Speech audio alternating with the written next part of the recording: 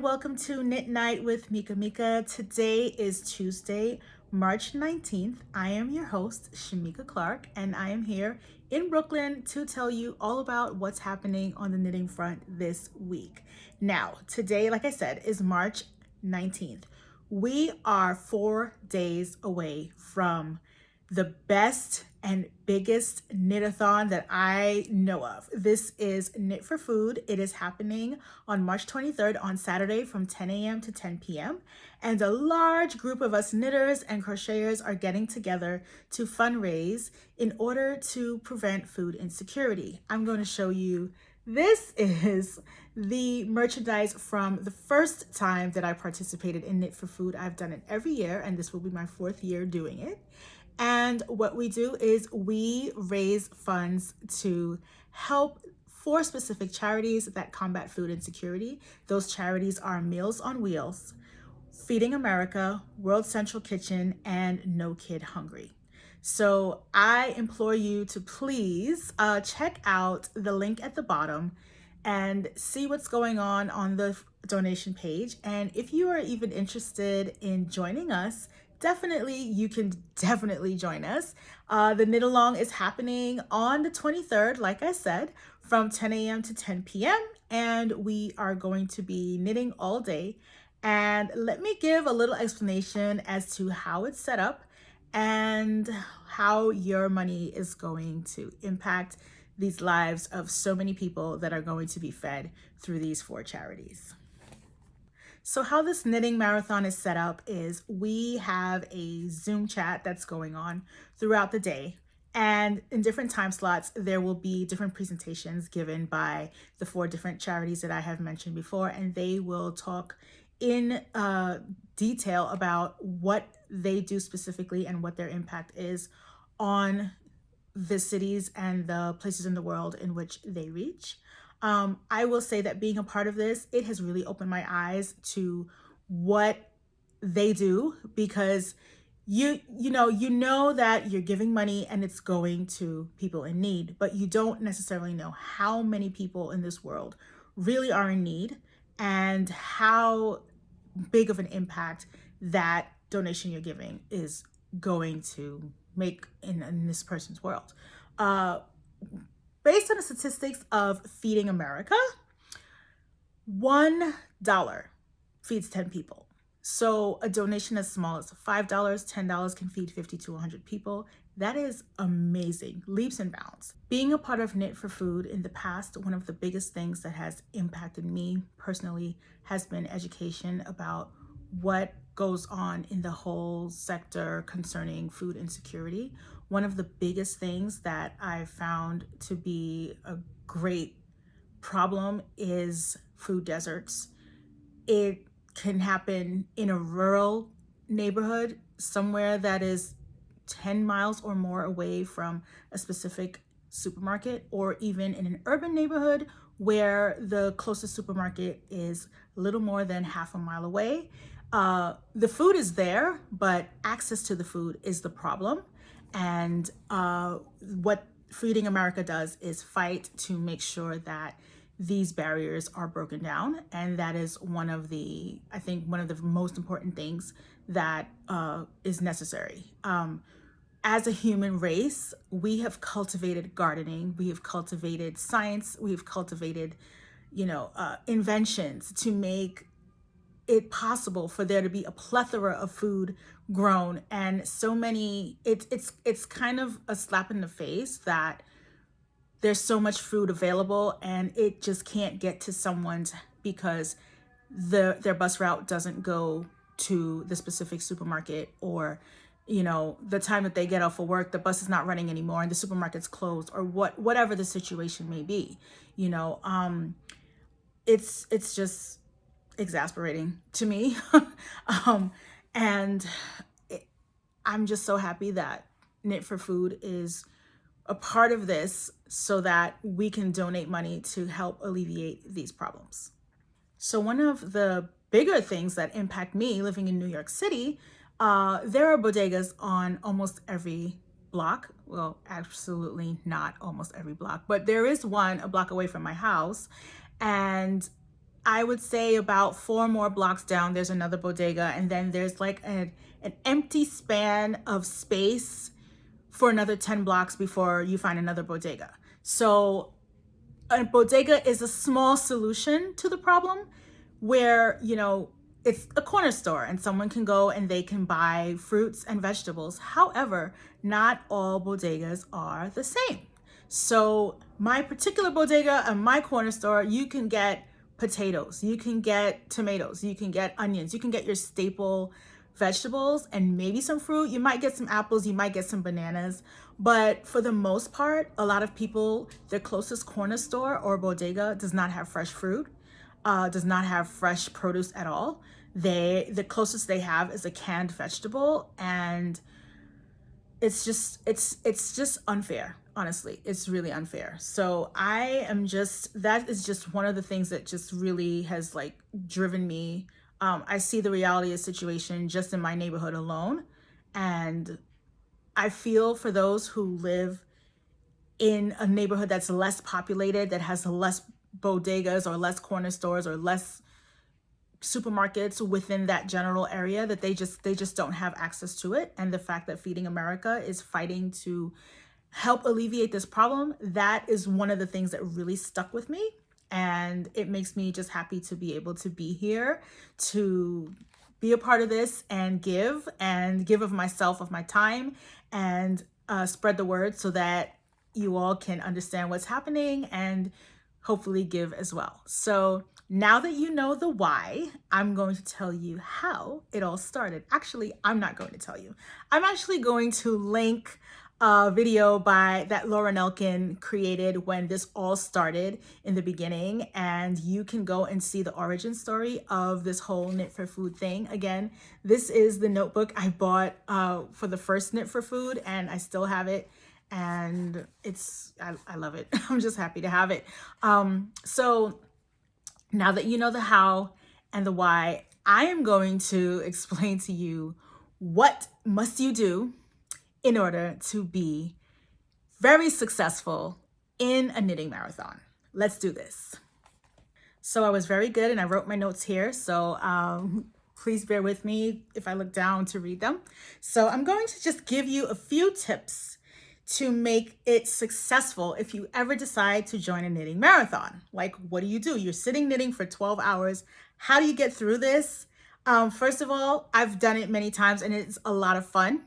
I will say that during the Knit for Food process, we are all in this big Zoom group, and then there are breaks where we will break apart and go into little smaller rooms, as you call it, and then we will just communicate with everyone, and we get to see different people that we've never met before and talk about their stories and talk about what we're knitting and why we're doing it, and it just makes it all full circle, and it just brings the community together even more, and that's what I love about it. So when we do that, let's just get started on the tips. So first tip, set aside time. You are doing this knitting marathon for 12 hours. Do not fill your day with 5 million family obligations. If you have to drop your kid off to soccer or to dance class or to art class or whatever, maybe have someone else in your family do it so you can stay focused, okay? You don't want too many interruptions because you want to be a part of it, and you don't want to keep getting pulled away from what's happening. Now, during this knit along, during this Zoom call, there are breaks that are set aside for stretching, and then there are breaks for when you want to have lunch and different things like that. But for the most part, we are there knitting hardcore. Okay, so please set aside time. That is number one.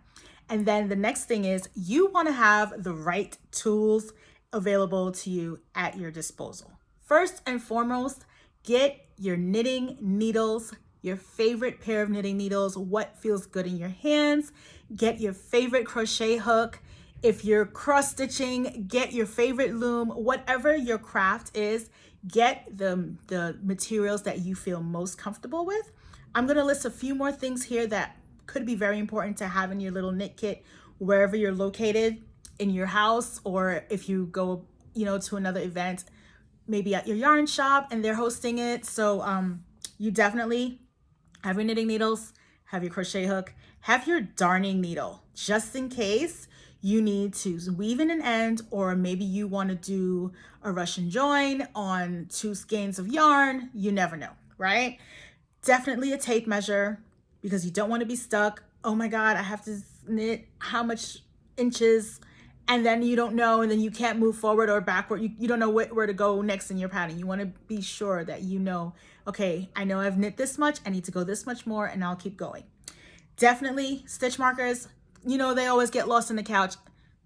Scoop them up out of the couch, put them in a little container. Make sure you have a ton of stitch markers and stitch markers and stitch holders. Yes. Definitely have scissors, because you might need to snip something. And definitely have waste yarn in case you need to put a sleeve on hold or something or the other. Let me add, have something that can be used as a lifeline in case you need it, and also have a spare cable cord if you don't have waste yarn, so that way you can put stitches on hold if need be. And there are a few extra accessories that I think are definitely necessary. You want to have hand salve. You want your hands to be as moisturized as possible, because you're going to be speed knitting or speed crocheting. Definitely have your hand salve ready and available. Have a nail file, because you don't want a hangnail to snag on your beautiful yarn and hold you back and, you know, slow you down. Like I said, we're doing this marathon. You definitely want to have a notebook and a pen and a highlighter, and make sure you have your pattern printed out. If you're a pattern printing person,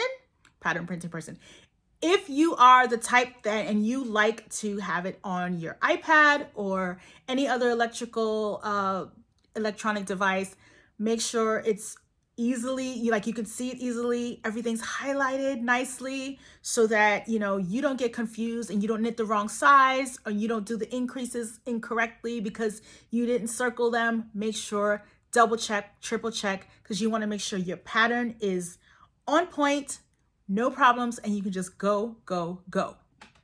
Okay, so now we have our tools and we have our pattern. We must have our yarn. Please wind your yarn before you start the marathon. You don't want to waste time winding the yarn. And that would be the one time that you think you can get that yarn wound within like a 3 to 5 minute span, and then the yarn gets tangled and it turns into a total ball of a mess, and you're like, oh my gosh, I just want to cast on. So please, please, please have your yarn ready. Have 2 skeins ready of the same color, just in case you finish one and you want to start the second one. If you're working with more than one color, have all of them available and ready to go. That is a given. Like you just gotta have all your beautiful yarn there. I mean, and you know, it's just beautiful to have all your yarn around you and you feel comfortable and happy. So now let's talk about projects. Picking a project is one of the most difficult choices for this knit along. Let me tell you, knitting marathon. Let me tell you, because you want to do it all, right? You may have a ton of whips on deck. You may say, okay, I want to cast on this new thing and see how much I can knit in 12 hours.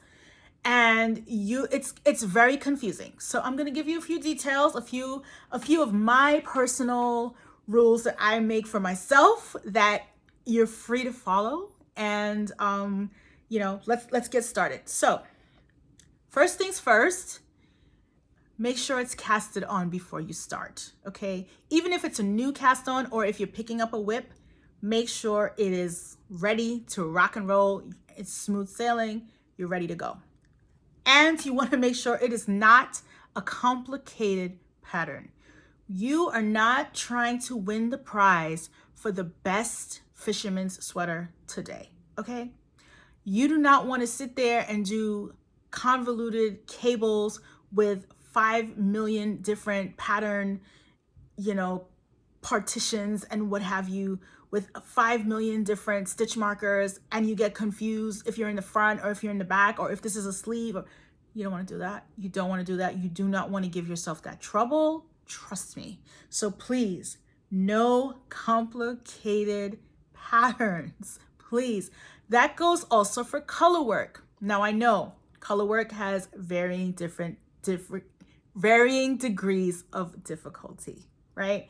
And I have okay, do not do the Fair Isle with 20 different, colors where 3 of them look very similar and they can be confused for each other. Okay. No, this is not the day for that. Okay. Do not do that. But if you want to do color work, I have 2 things that I think could work. Okay. Bear with me for a second. If you have self-striping yarn, go right ahead. Do the color work. Have the fun. If you have an ombre yarn, go right ahead. Have fun with it. If you are doing marling, have fun with it. Have at it. It's going to be amazing. And seeing the different color changes, you'll know, okay, at 10 a.m., I started at the red. And at 12 p.m., I'm at the end of the blue and I'm moving on to the purple or whatever it is. It's a great way to gauge your progress with the colors. So by all means, definitely do it. My second thing I would say is if you're doing stripes, like if you have 2 different colors or it could be more than 2 different colors, but if you're doing big bands of stripes and okay, I'm just knitting 12 rows in this color, then I'm going to switch to the next color, 12 more rows in the next color, and then I'm going to switch to the next color. That I think is acceptable because you really won't get too crazy and get lost counting to 12, right? Maybe, possibly. But yeah, keep it simple. Try your best to keep it simple. Now, in the realm of keeping it simple, let's talk about knitting patterns. Again, like I said, no crazy cable work. However, if you're doing a cable, if you really must do a cable, and it's like, okay, I knit and I cable cross once every 10 rows. Okay, I think that's acceptable if you think you're comfortable with that. But no crazy cables, just like simple cables. Personally, I like to stick to stockinette or garter stitch or a ribbed pattern. So I think those are very simple and it's really hard to mess up, and you can watch, it's something that you would social knit with, you know what I mean? So do something like that. So here are a few contenders, I think, for projects that would give you a positive result. Let's get into it. So let's say you are knitting a sweater. I think the best possible case scenario for this sweater would be after you've completed, let's say it's a top-down sweater, after you've completed the raglan increases. You do not want to knit the raglan increases while this knitathon is happening, because you will easily forget a raglan increase somewhere and what's supposed to look like this will start looking like that or go like that, and one will be perfect and the other one will be kind of off, and then it's like, oh my god, I gotta rip back. Trust me, you don't want to be there, you don't want to go there. So please work past your raglan increase. Maybe separate the sleeves first, then just plain stockinette the rest of the way. If you want to stripe it, have at it, but seriously, no, none of those increases, man. Like it can really be a problem. I'm just letting you know right now. I've been there, trust me. Another thing that I would suggest, if you have a sleeve, that is the perfect thing to knit for this knit along. If your sleeve is not attached yet and you're just starting at the cuff or the sleeve top, you know what I mean? If it's just an easy decrease and you are comfortable keeping track, you've got your notebook, you can tick off every 7 rows, do a decrease, fine, have at it. However, if you are adding sleeves to an already existing front and back of a sweater, please, for the life of me, I'm begging you, please pick up your stitches first before you start the marathon, because you will get frustrated trying to pick up those stitches. Because I know me, when I pick up stitches, I rip it out and pick it up and rip it out and pick it up like 3 times before I get the right number, especially when you're going stitch by stitch by stitch here and then you come down here and it's the rate of stitch pickup is different, right? So please do that first before you start knitting in the round to finish your sleeve. What else? Another possible great idea is blanket squares. They are repeatable patterns and you can just do them over and over and over again. You could do like 5 million crochet granny squares if you want to, or mitered square blanket or something like that. I think that'll be a great possibility of a project. Also, again, if you have a shawl that is mainly garter stitch, very simple, very easy. If you have like a triangular shawl that is just stocking, like you're stuck in the stockinette portion of the shawl and you're just literally increasing on each end or whatever the construction is, if you've gotten it down by now, if you've gotten that increase down by now to where it's second nature to you, definitely go ahead, do it. I 100% I'm there with you. Now, socks. That's another great option. However, do not sit there trying to cast on a sock and do the increase every other row while this thing is happening. It's going to drive you insane. So I would suggest get the sock toes already done or get the cuff already casted on and write down the amount of inches you want your cast on your cuff to be, your ribbing of your cuff to be, or how many rows you want your ribbing of your cuff to be, so that you can count and you know, okay, this is where I'm going, this is what I'm hitting. Like again, like I said, you're gonna have your tape measure to measure. I would highly recommend an afterthought heel sock. And basically you have your toes ready to go and you just knit, knit, knit, knit, knit as much as you want to knit. And then later on you find the wherever you want the heel to be and you go in and then snip it and join up your heel yarn and make your heel. Or you can actually put in the waist yarn that I was saying you should have and make your afterthought heel zip line, they call it. Already have your measurements. Okay, so there's a whole way to measure this. I'm not gonna go into it right now, but you wanna leave 2 inches for your actual heel. So you're gonna measure what your length of your foot is minus the 2 inches for your toes and minus the 2 inches for your heel. So that measurement from here to here is where you would put in your afterthought heel. I hope that made sense. I'm not gonna go into the full explanation of it, but that's my quick explanation. Yeah. Another thing that I think is a great possibility for a knitting, something that you can do during this knit along, I keep saying knit along, you know what I mean, knit-a-thon, is a button band. If you've already picked up the button band and you just have to work that button band, go right ahead. Another great thing, I-cord bind-offs, that works because I-cord bind-offs take forever and you've got 12 hours to kill, so why not?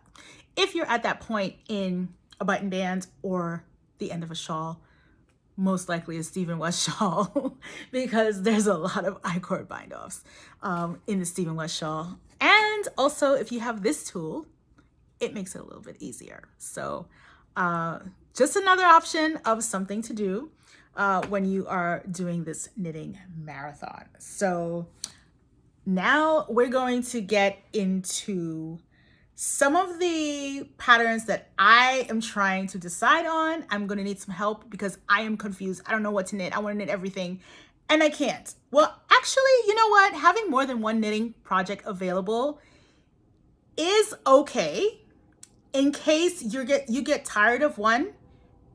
We're human. We get bored. We don't necessarily want to knit the same thing the whole time for 12 hours.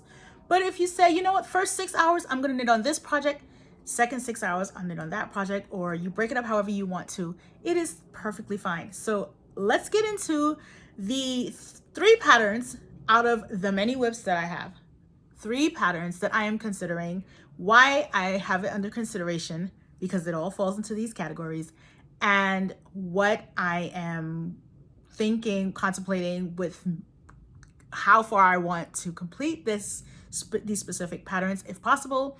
And I would love for you to tell me in the comments section what you think you would like to see me knitting or finishing or working on this glorious knitathon day. So let me get my projects now and I'll show you.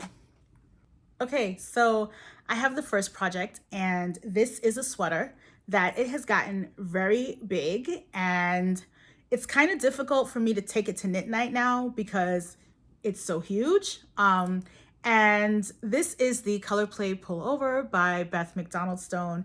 As you see, the colors are playing very nicely. It's taken a bunch of minis and put them in the sweater. So currently I have 3 needles. I have 1 for each sleeve, if you see here, and the body.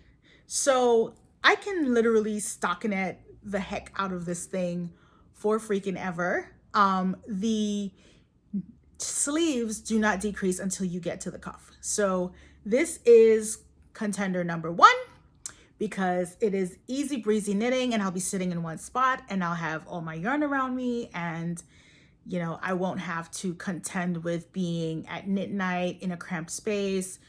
We're at a bar, cramped space, possibility of beer or some other drink or beverage falling on my beautiful sweater. Yeah, I have more freedom to knit this in more space. So this is where we're at with the Color Play Pullover. It is like a few stripes from being done. So that's why I'm like, could I finish this? Could I finish this? If I sat down for 12 hours, could I finish this sweater? So that's number 1. That's first choice. So let's get to the second one. Okay, my second option is the Curry In Poncho by Amy Palco. And I know before I said do not do raglan increases for this knitathon. However, this whole poncho is raglan increases until you get to the end where you start to do the ribbing at the edge. So I'm kind of comfortable with the raglan increases. I can see where I need to make an increase versus where I don't need to make an increase because you're alternating rows, obviously. And this just needs to keep growing till it gets to an exorbitant amount of stitches that I can't even remember right now. But I'm wondering, if I place a stitch marker on it, how much could I do in 12 hours? So this is definitely a potential. I still have a full skein of yarn that I have not touched yet to be a part of this. I bought 4 skeins initially, and I think I'm only on skein number 2. So this has a lot of potential. So let me know if you think the poncho is going to work, okay? Let me know in the comments. Okay, so the third pattern that I'm going to possibly do is the Cinch Shrug by Jackie Rose. Is it a shrug or is it a cowl? It's a shrug cowl, I don't know. It's just a neck thingy. So like I said, you gotta have it already casted on, right? I started this yesterday. I cast it on because everyone is jumping into this spring, and I'm like, it is cold outside. Like, I still need something to cover my neck. And I believe that when spring finally gets here, I can still rock it with my denim jackets. So I need something beautiful to wear. So this is how much I've started already. It falls into my list of possibly great, successful knits because it is literally knit 1, purl 1, ribbing the whole shawl, shrug, cowl, the whole thing, knit 1, purl 1. And there are some increases in there, but they are very well laid out in the pattern, and you literally cannot mess it up. The only thing I would mess up is counting, because after a certain amount of rows, I'm going to switch colors to something else. And it's kind of like you do it as you go. Like you can follow like the distinct different color schemes that she set up in the pattern, or you can just do it on your own, do what you want to do. So and this is also another thing. When you have these different colors, you can be like, okay, I started here at the pink, and then, you know, 4 or 5 colors later, you can say, wow, I did that in 12 hours. So this is the cowl/shrug. So please comment cowl/shrug if you think that I should work on this particular project for the Knitathon. So those are my 3 projects. And also I do want to add that I contemplated a sock, but I think sock knitting will have me too uptight and the needles are too small, and I want to be a little bit more relaxed when I'm knitting. So I would prefer to use needles that are bigger than 2.25 millimeters. So the sweater itself is on size 4 US. I forgot how much millimeters that is, sorry. And the shrug is on size 8 needles, and the Korean poncho I think is size 8 as well. So if I'm not mistaken. So we're, you know, in a range from sport to worsted weight. So it's very comfortable for my hands. Anything bulky would have been too much for me, because I feel like when I knit with bulky yarn, I knit slower, and when I'm trying to speed, it's like they're so big. I feel like my hands are doing more exercise than they need to be, and they end up just hurting. So that being said, we're going to go into another portion of the recommendations for this knitting marathon. And these are the extras that you need to be aware of when you're doing a knitting marathon to make it more successful and make your life a whole lot easier. So let's go. So as I was saying, with bulkier yarn, my hands, they feel like they're working too hard trying to knit really fast. So you have to remember, I know it's exciting and you're like, rush, rush, rush. Yes, let me hurry up and knit this. But take a break, stretch, do the hand things, you know, stretch your fingers, crack your knuckles a little bit, whatever you need to do to help. One thing I will say is that Laura Nelkin always has someone who will talk about the ergonomics of knitting during this whole process. And while we're doing this knitathon, that's those. I forgot the name of the person. Please forgive me, but that person does a great speech on the ergonomics of hand knitting, and we do a little exercise while we're doing it. So we get to kind of be hands-on with the stretching and everything. And remember that you are not a machine, you're human. So get up and use the bathroom from time to time, okay? Don't forget your bodily needs, okay? Switch seats. You don't want to sit in the same seat for 12 hours. Trust me, you don't. If you want to go from the living room couch to your desk chair to your kitchen table, whatever you feel is most comfortable. If you're sitting, you know, with your legs in front of you, maybe you want to crisscross them. Maybe you want to, but you know, every so often get up and move around, shake it a bit, you know, get the blood flowing. And yeah, make sure that, you know, you're comfortable. Most importantly, you're comfortable. I also want to stress that lighting is very important, especially when you're there for 12 hours. Near the end, you start to get really tired, right? Wear your glasses if you need your glasses. I like to have sunlight when I'm working on this project, because during the day, now it's supposed to rain in New York on Saturday, which kind of sucks. So I may not get direct sunlight, but I will still be near a window where I'll get ambient light, I guess, from outside. And also more extras. This is just for just you as a person. You're gonna be in this zone for 12 hours. You gotta stay hydrated. Please, please, please, please stay hydrated. Have your water, your juice, your tea, your coffee. If you want to have a loaded beverage with alcohol, that is your business. you do it responsibly. Please do not drop any stitches if you're gonna drink, but definitely make sure you stay hydrated. Most importantly, make sure you have some snacks available, easily accessible to you. I would recommend leaving the fiery hot Cheetos alone unless you're going to eat them with chopsticks, because you don't want to touch them, because you don't want that stuff getting on your beautiful yarn, trust me. But have things that aren't so full of like sauce and like crumbs that are going to be like, in your way. I prefer chips, nuts, gummies, like fruit snacks, those types of things.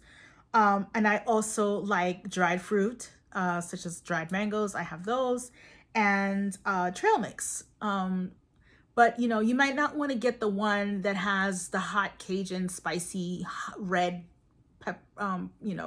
pepper seasoning all over it. You might just want to get a basic trail mix that is not going to have all the crumbs and all the little tidbits that could leave problems on your yarn. Okay.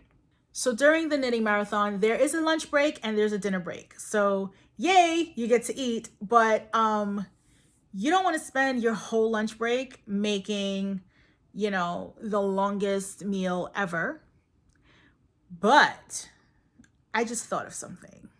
What if in the morning when you started your knitting journey on this beautiful knitathon day, you took whatever that slow cooker recipe you've always wanted to make was, and you set it and forget it. So if you're making, I don't know, if you're making chili or if you're making a bird in that slow cooker, and you cut up your vegetables and you put your bird in there and you've got your gravy going and everything's just doing its thing, slow cooking, by the time you're finished with this marathon, but definitely by dinner time, you'll have it ready, but you don't want to cook something that's going to take all of your time and energy away from the knitting, because the main thing is the knitting, right? For snacks, for lunch, I would recommend something that, that you don't have to touch too much, doesn't have too much sauce. You're not going to have, buffalo wings or anything like that, but you might have chicken fingers with a little dipping sauce, you know what I mean? And then you just wash your hands after and start knitting again. I think sushi is a great idea because, again, chopsticks, you don't really touch anything, or any of those like dumplings, gyoza, any of those types of things. But just be careful with the soy sauce. Don't let it spill on your yarn, please. What else? Sandwiches work if they're not like super drippy with lots of like oil, and you don't want to put too much saucy stuff on it, you know what I mean? Just basic, coat the bread, make the sandwich, make it quick. So those are my recommendations. What else can I say? Most importantly, remember, the reason that we're here is to knit and to raise awareness for food insecurity. Have fun while we're doing it. Meet with other people who are doing it. This is such a great experience. Honestly, it's such a great experience to see so many knitters out there that on this Zoom chat, we're all virtual, but it's like, I see my friend that lives in Maryland, or I see my friend that lives in Canada, and we're all here together. And it's amazing that what we can do when we put our minds to it and we put our needles and hooks together. It's amazing what we can do. So I just want to leave you with that. We have 4 more days to raise money for this beautiful event that can reach anyone in the world as long as you're hungry. Our current goal is $341,000. And we are currently at 68% of that specific goal. This is the overall goal. My personal goal is $500. I am just hoping to reach that. So again, little donations, many little donations mean a lot, $5, $10, even $1. $1 can feed 10 people with Feeding America. So please, if you can give of your heart, please do. If you can't give, if you really can't, please, I'm asking, just share. Just share. Someone else may be able to give this time, and maybe you can give next time. So definitely, I thank you so much in advance for being here, for supporting me, for watching the video, and for giving of your time, and whatever small donation you can give. I am very grateful, and I thank you in advance. I will leave all my information below in the description, the link to Knit for Food, if you want to join, you can go through my link, and then there's a join button on the side if you want to get involved as well. Donations can go up until 10 p.m. on the 23rd. So you have time. If you've got to wait for some money to get in within the next few days, and you know, whatever you feel comfortable with, you have up until 10 p.m. that day. And again, thank you so much. I really enjoy doing this from the bottom of my heart, because you all know I love to cook, I love to eat, I love to feed people. And if I can just do this little thing in my space that is going to impact the world, it makes me feel so amazing. So thank you so much again. This is Shamika. I'm signing out, and I'm going to get started on one of these projects when you guys help me pick one. So have a fantastic evening or day. And thank you so much again for supporting Knit for Food. Mwah.